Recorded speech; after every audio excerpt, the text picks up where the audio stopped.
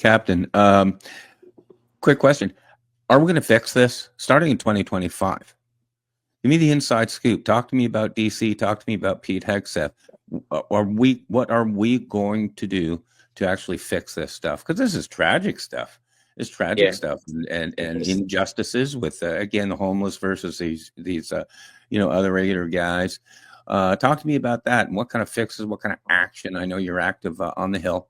Yeah. You've been active with legislation. Go ahead, talk about that a little bit.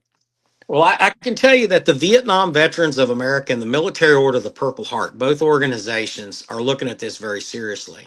So much so that it's going to be part of their testimony on February the 25th, both written and presented verbally. So we're working on that right now. And look, we're looking at fairness here. You know, it's about just being fair and doing the right thing. We hope that other organizations will jump on board with us because there are ways that we can save the VA and perpetuate the ability to give world class treatment because we believe that veterans deserve nothing less than the best. You know, Abraham Lincoln said to care for him who is born to battle, you know, and for their widow and their orphan. Now, obviously, that means him or her. Okay, I don't have to explain that, but back in the day, they didn't have women soldiers when Abraham Lincoln was alive. So I don't think that we need to go and rewrite what he said, but we know what he meant is to take care of those that serve this nation. You know, Born the Battle was after the Civil War, horrific war that just destroyed this country. And I am for finding a peaceful resolution so we don't go back to that. Unfortunately, not everybody feels that way, and that's on both sides of this spectrum.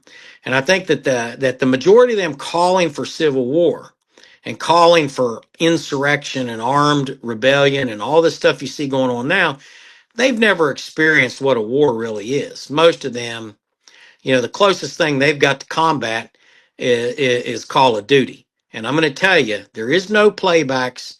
There is no secret skin that's going to help you, dodge bullets and all these things. You know, when you look at my pictures that are coming up, that picture of that flare, that's my bloody handprint that was left on that flare. You know, and I used it in the middle of a horrendous, hellish firefight. And because it's the only thing I could grab to